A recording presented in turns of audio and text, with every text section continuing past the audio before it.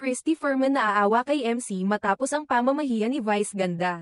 Naglabas ng saloobin ang batikang showbiz columnist na si Christy Fermin tungkol sa naging kontrobersyal na eksena sa vlog ng komedyanteng si Vice Ganda, kung saan tila naungkat ang personal na isyu sa pagitan niya at ng kaibigan niyang si MC Moa.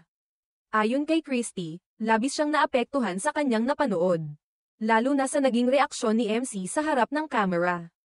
Sa isang kamakailang episode ng vlog ni Vice Ganda, ipinakita ang pag-uusap nila ni MC habang sila ay nasa isang bakasyon sa Palawan.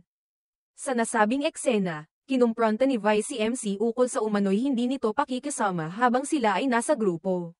Naging emosyonal si MC sa eksenang ito, at hindi naiwas ang maluha at humagulgol habang nakikinig sa mga sinasabi ng kanyang kaibigan.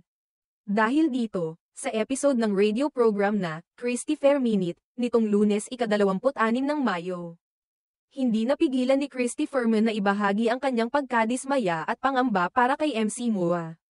Aniya, hindi lang simpleng tampuhan ang nangyari kundi isang eksenang punong-puno ng damdamin na siguradong nagdulot ng matinding kirot sa puso ng komedyante. Bilang nanay, bilang isang tao, hindi mo may iwasang madama ang bigat ng loob ni MC sa mga sinabi ni Vice. Lalo na nang makita ko ang pagluha niya, yung paghagulhol niya, kitang-kita mong hindi iyon scripted, pahayag ni Christy.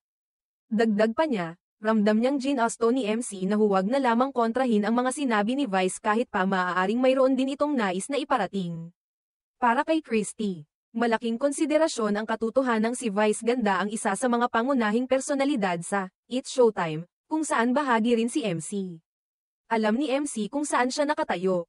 Alam niyang may kalakip na pangarap ang pagiging malapit niya kay Vice. Hindi lang ito basta friendship, kundi isang koneksyon na makakatulong sa kanyang career at sa kanyang pamilya, ani pa ni Christy. Binanggit din niya na hindi dapat ginagamit ang social media o vlogging para isapubliko ang mga ganitong personal na issue, lalo na kung maaaring ikasakit ito ng damdamin ng kabilang panig. Ayon sa kanya, may mas maganda sanang paraan para ayusin ang tampuhan nang hindi na inilalantad sa madla.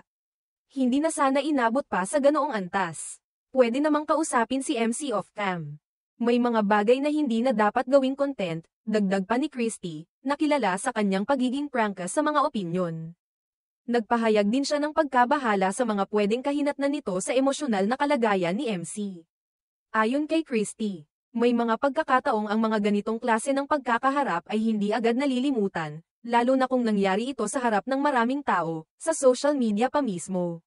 Sa kabila ng lahat, umaasa si Christy na maayos pa rin ang relasyon ng dalawang komedyante. Naniniwala siyang may mabuting puso si Vice Ganda at handa itong makinig kung maririnig niya rin ang hinaing ng kanyang kaibigan. Mahal ni MC si Vice, hindi lang bilang kaibigan kundi bilang mentor. Kaya masakit para sa kanya ang nangyari. Sana maibalik pa nila ang dati nilang samahan, pagtatapos ni Christy.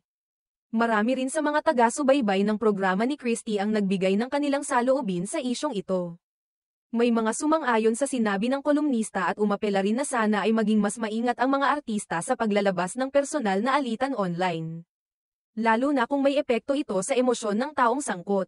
Ang isyong ito ay muling nagpapaalala sa lahat, lalo na sa mga nasa industriya ng entertainment, na ang pakikipagkaibigan ay hindi dapat isakripisyo para sa content, at na ang tunay na malasakit ay makikita sa kung paanong pinoprotektahan natin ang damdamin ng isa't isa. Lalo na sa panahon ng kahinaan.